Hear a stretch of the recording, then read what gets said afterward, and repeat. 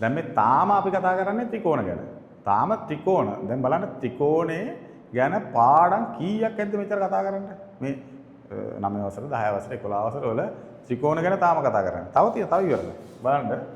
තව මෙහෙම මධ්‍යලක්ෂ ප්‍රමේය කියලා කියනවා. නෝම ත්‍රිකෝණයක් ගත්තම ABC කියලා මෙයාගේ මධ්‍යලක්ෂය කියලා කියන්නේ මෙයා සමානයි මෙයා. P කියලා දාමුකෝ. මේ මධ්‍යලක්ෂයෙන් මෙයාගේ මධ්‍යලක්ෂය මෙයා සමානයි මෙයා. මේකට මෙහෙම යා කරොත් රේඛාවක් Q. හරි. කියනවා මෙයා මෙයාට සමාන්තර වෙනවලු. හරි. එයාලා ලියනවා මේ මධ්‍යලක්ෂයෙන් මේ මධ්‍යලක්ෂයට යා කරොත් ඒ කියන්නේ AP සමානයි BP ඊට කියනවා AQ සමානයි QC කියලා ආවොත් මෙයාලා කියනවා PQ සමාන්තරයි BC කියලා. මෙයාට මෙයා සමාන්තරයි කියලා කියනවා. මෙයා සමාන්තරයි මෙයා. හරි. ඊට පස්සේ ආයෙ තව කතාවක් කියනවා BC සමානයි 2යි PQ කියලා. ඕකත් නියම කතාව. ඒ කියන්නේ මේ අපිට දුරවල් හොයන්න දෙද්දී ඕක එනවා. ඒ කියන්නේ මෙයාගේ දිග වගේ භාගයක්ලු මෙයා. හරි. ඔන්න ඕකත් දැනගන්න. මේකේ දැන් අනිත් පැත්ත ගත්තොත් විලෝමයේ ගත්තොත් මෙයයි සමාන්තර නම් මධ්‍යලක්ෂයක් හරහා යනවා නම් අනිත් පැත්තේ මධ්‍යලක්ෂය හරහා යනවාමයි. හරි. දැන් මේ කතන්දරේ දැනගෙන ඉන්න ඕනේ. දැන් විභාග ගානට ගියාම මේ ක්‍රමයක් දාලා මේක සමාන්තරයිනේ. මෙතන සමාන්තරින්ද මේක දාන බලන අනුරූප කෝණ දිනනවා. කෝණ හොයන්න දෙනවා. නැත්නම් මේ දුර හොයන්න දෙනවා. ඒ වගේ මේකේ තව කතන්දරයක් දාලා දෙන්න පුළුවන්. හරි. ඒක විභාග ගානන් වලදී අපි ඒක බලමු. මේක දැනන් ඉන්න ඕනේ. මෙහෙම සමාන නම් මේක සමාන්තර වෙනවා. අනිත් එක මෙයා වගේ මෙයා දෙගුණයක් වෙනවා මෙයා. BQ වගේ දෙගුණයක් වෙනවා. හරි. ආය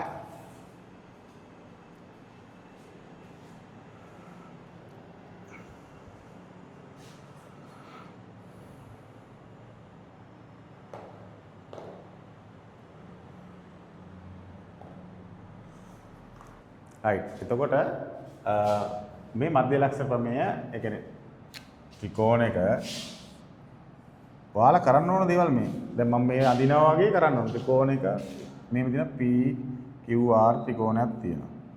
මෙයාගේ මෙතන මැද ගන්නවා. ඒ කියන්නේ මෙයයි සමාන වෙනවා. මැද අරගෙන මෙයාගෙත් මැද ගන්නවා. මෙයයි සමාන වෙනවා. අරගෙන රේඛාවක් ඇන්දොත් XY කියලා. හරි. රේඛාව ඇඳ ගමන් මේ දෙන්න සමාන්තර වෙනවා. ආයේ QR සමානයි 2xy වෙනවා. ඔන්න ඕක දැනග ඉන්න ඕන. QR සමාන්තරයි xy මේ දෙක දැන් මෙන්න මෙච්චරයි කතාව. මෙන්න මේක මේ විදිහටම ඔයාලා ලියන්න පුළුවන් වෙනවා. විභාගයට ගාලා මේ විදිහට ඒ ඔළුවේ මතක තියා ගන්නවා. ඊට පස්සේ තමයි අර අපි ගණන් වලට යන්නේ. ගණන් ටික හැදුවාට පස්සේ මේ ටික මතක හිටිනවා. තමයි මේ තියරි ටික ඔක්කොම කියාගෙන යනවා. මෙන්න මේ දේවල් තියෙනවා කියලා. දැන් බලන්න මේකත් එක්කම තව ත්‍රිකෝණ ඉවර නේද? සමකෝණී ත්‍රිකෝණ. හරි. සමාන කෝණ. අපි ගමු මේ ත්‍රිකෝණය. දැන් මේක මෙහෙම ගත්තොත් මෙයයි සමාන්තර නම් A B C P Q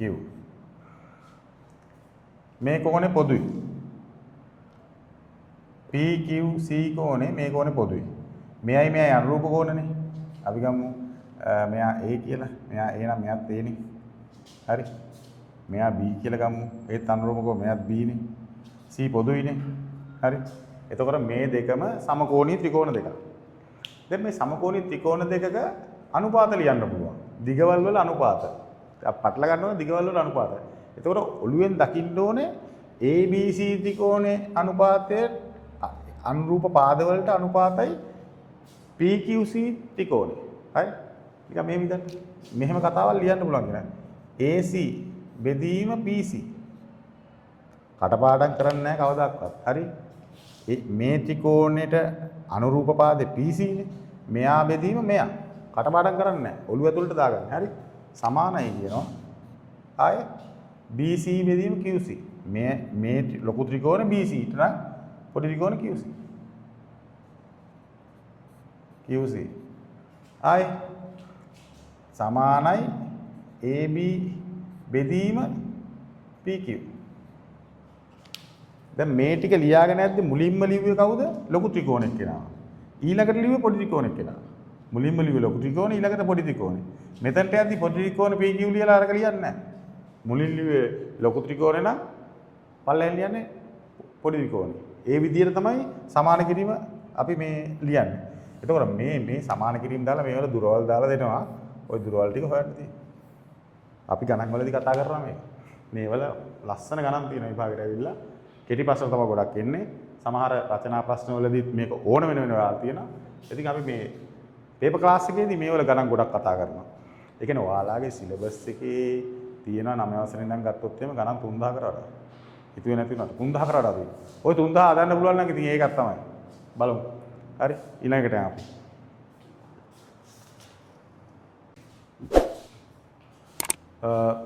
අපි කතා කරමු දැන් ත්‍රිකෝණයෙන් අපි යනවා සමාන්තරාංශයට. හරි. සාමාන්‍යයෙන් චතුරස්‍රයක් කියලා කියන්නේ පාද හතරක් තියෙන එක. මේක සමාන්තරාංශයක් වෙන්න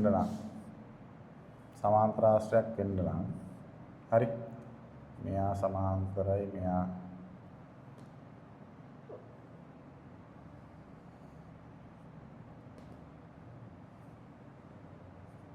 සමාන්තරාංශයක් වෙන්න නම්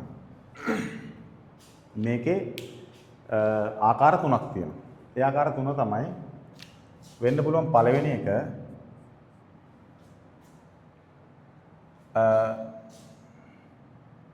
සම්මුඛ පාද දෙකක්. අපි කියමුකෝ සම්මුඛ පාද සමානයි හා තරයි. අපි මොකද සම්මුඛ පාද සමානයි සමාන්තරයි. අපි කියමු මේක A B C D. නිගමන හරි AD සමානයි BC සම්මුඛ පාද හා AD සමාන්තරයි BC නම් මෙයා සමාන්තරාශ්‍රය. ABCD සමාන්තරාශ්‍රයකි. හරි. කොහොම ලියන්න පුළුවන්? දෙවෙනි ආකාරය සම්මුඛ කෝණ සමාන නම්. හරි. සම්මුඛ කෝණ දෙකක් සමාන නම් දැන් මේ කෝණේ සමාන වෙනවා නම් සම්මුඛ කෝණ සමාන වෙනවා නම් මේ කෝණේ සමානයි මේ කෝණේ සමානයි. වෙනවා නම් මේක සමාන්තරාශ්‍රය. මුඛ කෝණ මාන නම්. හරි. ඒ කියන්නේ ABC කෝණය සමානයි ADC කෝණය හා BAC කෝණය සමානයි BCD කෝණය නම් මේක සමාන්තරාශ්‍රය. හරි. ආයෙ කියන මේකේ විකර්ණය කියන්නේ මේ කොනේ ඉඳලා මේ කොනට අදිනවා. AC විකර්ණයක් BD විකර්ණය. විකර්ණය මගින් මතක තියාගන්න දැනගන්න විකර්ණය මගින් සමාන්තරාශ්‍රය වර්ගඵලය සමච්ඡේදනය වේ නම්. ඔය සමච්ඡේදනය කියන්නේ දෙකට බෙදෙනවා. හරි. එච්චරයි කතන්දරේ දෙකට බෙදෙනවා. හරි. මම ඒක ලියන්න දන්නේ විකර්ණය මගින් ණය මගින් සමාන චතුරස්‍රයේ අපි දාන සමාන්තරාශ්‍රය නෙමෙයි මේක චතුරස්‍රය. අදින්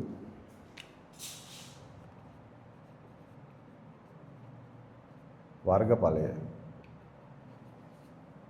සමච්ඡේදනය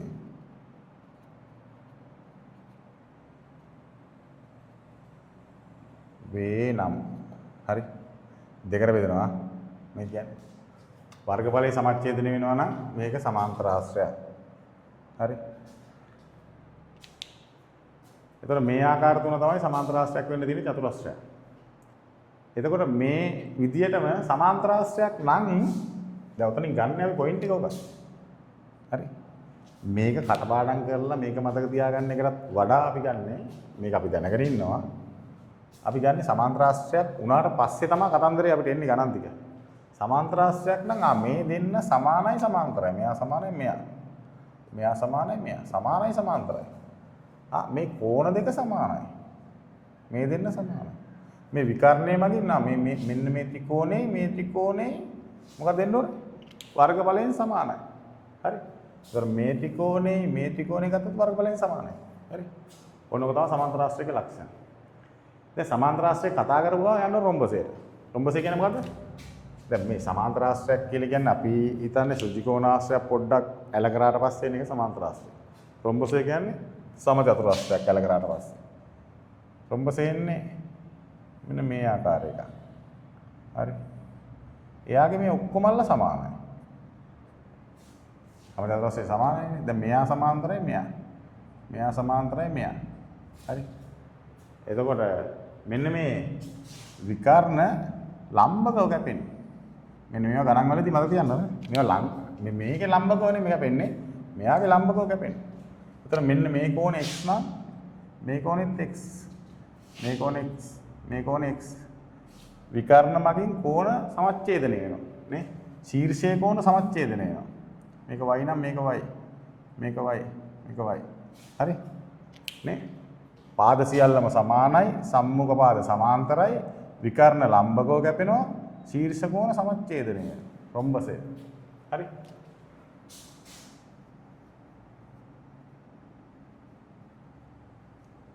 රොම්බසේ ලක්ෂණ. දැන් ඕවා දැනගෙන ඉන්න ඕනේ. මොකද ගණන් වලට යද්දි ඔය ටික ඕනේ නෝ. මොකද මම මේවා මතක් කරනවා. මේක දන්නේ නැත්නම් ගිහිල්ලා වීඩියෝ එක බලන්නයි කියලා කියන්නේ එතකොට. හරි? මේ සමාන්තරාශ්‍රයේ කතන්දරේ. දැන් මේකේ දැනගත යුතු ප්‍රධානම දේ තමයි චතුරාශ්‍රය සමාන්තරාශ්‍රයක් වෙන්න නම් ආකාර තුන මේ විදිහට වෙන්න ඕනේ. ඒතකොට සමාන්තරාශ්‍රයේ ලක්ෂණ ටිකක් තියෙනවා. ඒ ටික දැනගෙන ඉන්න ඕනේ. හරි? යන් ඊළඟට. රයිට්. එතකොට ওই විදිහටම දැන් බලන්න මේ සමාන්තරාශ්‍රයක තව දැනගත යුතු පොඩි කාරණාවක් මම මේ එකතු කරලා යන්නේ මෙතනට. මෙයා ඉන්නවා A B C D. හරි? සමාන්තරයි මෙයා සමාන්තරයි. හරි ඔය විදිහට තියෙනවා. මේ පාදේ තියාගෙන අපි හිතන්න තව සමාන්තරාශ්‍රයක් තියෙනවා කියලා මෙහෙම.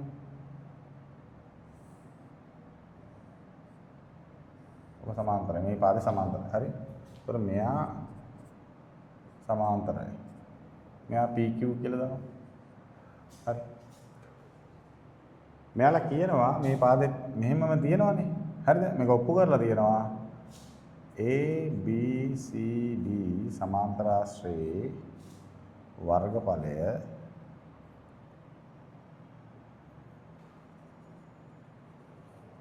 සමානයි කියනවා A B Q P සමාන්තරාශ්‍රයේ වර්ගඵලයට. හරි. මේ දැනගන්න ඕන කාරණා විභාගෙදී එනවා. හරි.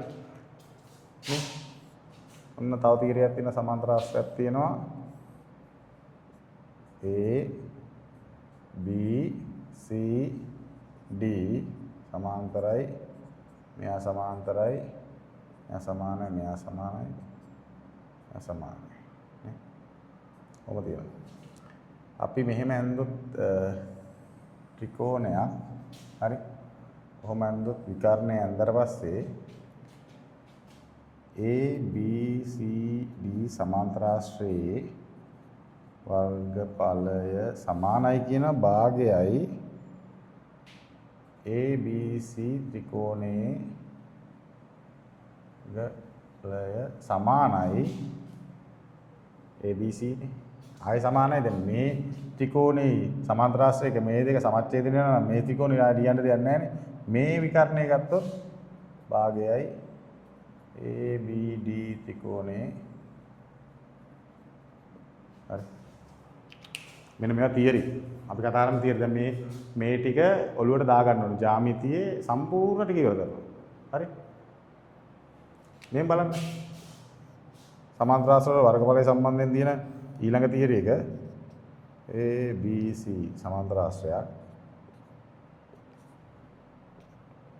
සමානයි මෙයා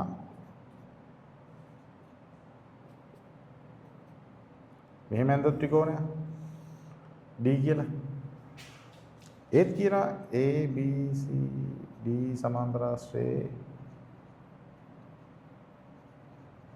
සමානයි කියනවා භාගයයි A B D ත්‍රිකෝණේ හරි මේ ටික තමයි වර්ගඵල සම්බන්ධයෙන් සමාන්තර රාශිවල අපිට දැනගන්න තියෙන්නේ. දැන් අපි ජ්‍යාමිතිය යටතේ හිමීතාව කෝණවලට කෝණ වලින් ත්‍රිකෝණ වලට ත්‍රිකෝණ වල තියර දික් කරා. එතනින් ආව සමාන්තර රාශි වලට සමාන්තර රාශි වල ලක්ෂණ කතා කරා. රොම්බසය ගැන කිව්වා. දැන් ඇවිල්ලා තියෙනවා ඒකේ වර්ගඵලය ගැන. දැන් එනවා මේ ටිකත් අරගෙන යනවා අපි වෘත්තයට. හරි යමු වෘත්තයට. හරි ජ්‍යාමිතිය අපි දැනගන්න ඕනේ වැඩිපුරම ගණන් කොටසක් වෙන තැනක් තමයි වෘත්තය සම්බන්ධයෙන් තියෙන කාරණා ටික. ඒ ටික දැනගන්න ඕනේ. අපි මුලින්ම වෘත්තය කතා කරද්දී කේන්ද්‍රය තියෙනවා. අපි කේන්ද්‍රය හරහා යා කරන ලක්ෂයට මෙයා O මේකට කියන විස්කම්භය කියලා. හරි. විස්කම්භය O නැත කරලා දෙන්න පුළුවන් මේ හරහා යන්න ඕන විස්කම්භය. හරි. ඊට පස්සේ මේකේ ඉඳලා මෙහෙට දාන එකට කියන මේකට කියන අරය. අරය. ඊට පස්සේ මේකේ යම් කිසි ලක්ෂ දෙකක් අතර රේඛාවක් යා කරොත් ඒකට කියන ජායක් කියලා. හරි. මේකට කියන හරිද? ඊට පස්සේ මේකට එක ලක්ෂයකට ස්පර්ශ වෙන්න අඳින රේඛාවකට කියනවා ස්පර්ශකය කියලා. හැම වෙලේම මේ ඕනම ස්පර්ශකයක් මෙන්න මේක ඉඳලා දෙන රේඛාවට ලම්බකයි. මේ කාරණා ටික අපි දැනගෙන ඉන්න ඕනේ වෘත්තය සම්බන්ධයෙන්. ඊට පස්සේ මේ වෘත්තය සම්බන්ධයෙන් මේ කාරණා දැනගද්දී තව වෘත්තය ඇතුලේ තියෙන කෝණ ගැන කතා කරන්න තව තියරි ටිකක් තියෙනවා. අපි ඒකට කියොත් මෙහෙම මූලිකවම තියෙන ජායත් එක්ක යන තියරි එකක්. අපි ගමු වෘත්තයේ කේන්ද්‍රයක් තියෙනවා. මෙන්න මේක ජායක්. මේ ජායෙන් මේකට කියනවා මහා චාපය කියලා. මේකට කියන කුඩා චාපය. හරි. එතකොට මේ කුඩා චාපය මේ ජායෙන් මහා චාපය. හරි කුඩා චාපය මත හරි ප්‍රශ්නයක් නැහැ. මෙයාගේ ඇති කරන කෝණය. හරි. මෙයාගේ ඇති කරන කෝණයත් එක්ක සම්බන්ධයක් තියෙනවා. පරිධිය මත ඇති කරන කේන්ද්‍රය මත ඇති ආපතිත කෝණයයි පරිධිය අතර ආපතිත කෝණය සම්බන්ධයක් තියෙනවා. මේ කියන මෙයා x නම් මෙයා ab කියලා දාගන්න. මෙයා 2x කියලා කියනවා. ඔක තියරිය. හරි. දැන් අපි ගමුකෝ මේකේ මෙතන ඊළඟ එක මේක මත මේ පැත්තේ තියෙන්නේ මහා කුඩා චාපයනේ. ඒක මත ඇති කරන කෝණය y කියලා. එයා y නම් නේ මහා චාපය මගින් මේක මත ඇති කරන කෝණය මෙයා 2y. හොඳට මතක තියාගන්න ඕනේ ඒක. ඕක අපි වෙන වෙනම ඇඳොත් පොඩියට යන්දිමු. මෙහෙම ඇඳලා මෙයා මත ඇති කරන කෝණය මෙයා මත ඇති කරන කෝණය මෙයා x මෙයා 2x. හරි. ඊළඟට ඇඳලා මෙයා මත ඇති කරන කෝණය අපි කේන්ද්‍රයට යා කරන්න ඕන. මෙයා y නම් මෙයා 2y. හරි. මේවා තියරි වලින් ප්‍රමේයන් වලින් කතා කරනවා. ඒ ටික ඕගොල්ලෝ බලා ගන්න. මොකද මේ ඉක්මනින් අපේ දැනුම ඉක්මනින් ඔයාලට ඉක්මන් දේ තියරි ටික ඉක්මනින් දැනගන්න තමයි ඕනේ. මොකද විභාගයට කලින් අපි මේ ඔක්කොම බලා ගන්න ඕනේ. බලාගෙන ගණන් ටික හදන්න ඕනේ. හරි. නැත්නම් අපි අද කතා කරන එක තව මාස ගාණක් ඇද්දි මතක හිටින්නේ ඒකින්ද ඔක්කොම ජ්‍යාමිතික තියරි ටික එකපාර බලන්න පුළුවන් නම් ලේසි. ඒ තමයි concept එක. හරි. ඊළඟට තව තියරියක් තියෙනවා මේ ජායෙන් ආපතිත කෝණය මෙතන තියෙන්නේ. ඔන්න ඔහොම කෝණ කොහොම ආපතනය කරා. මේක මෙහෙම ගියා. මේ විදිහට ආවා. මේක හරහා ගියා. හරි. මෙයා x නම් මේ ඔක්කොම x. හරි. ලස්සනට මේවල ගණන් එනවා. හරි. හිතන්න මේ පැත්තේ ආපතනය කරන්න ඕනේ. ඒත් එහෙම තමයි. මොන විදිහට ආපතනය කරත් මෙයා y නම් මෙයාත් y. හරි. ඔක වෙන වෙනම අඳින්න පුළුවන්. හරි. මේකත් තියරි එක. ඔය ටිකක් දැනගෙන ඉන්න ඕනේ. දැන් මේ කියන මේ කේන්ද්‍රය මත ආපතනය කරන කෝණය මේ කෝණය කියලා කියන ඊට පස්සේ මේ ජායකින් පරිධිය මත ආපාදනය කරන කෝණ 100 සමානයි කියලා එහෙම කියනවා. හරි. ඒක බලාගන්න මම කියන්නේ මෙන්න මේ තියරි එක ඔලුවට දාගන්න මේ චිත්‍රය දකින්න. ඊට පස්සේ තමයි ගණන් හදන්න පුළුවන්. දැන් මේ කතන්දරේම මෙන්න මෙතන දාගමු. දැන් මෙන්න මේ තියෙන විස්කම්බයනේ. දැන් මේකත් යම් කිසි ආකාරයක ජායක්නේ. මෙයා ආපාදනය කරන කෝණයක්. කොහොමද ඒක? මෙතනත් ආපාදනය. එහෙනම් ඒකත් සමානයි මේකත් සමාන වෙන්නේ මේ ඔය කියන විදිහට. මේ දෙක සමානයි. දැන් මෙයාගේ කෝණ 180 නේ. එහෙනම් මෙයා 90යි. ඔකත් දැනගන්න.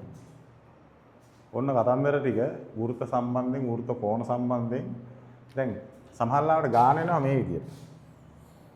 විභාගෙදි ගානක් එනවා. මේක මෙහෙම දාලා තියෙනවා. මෙහෙම තියෙනවා. කොහොම ගාන එනවා. මොකක් හරි සම්බන්ධ කරලා එනවා. දැන් ගාන එකපාරම අපිට තේරෙන්නේ නැහැ නේ.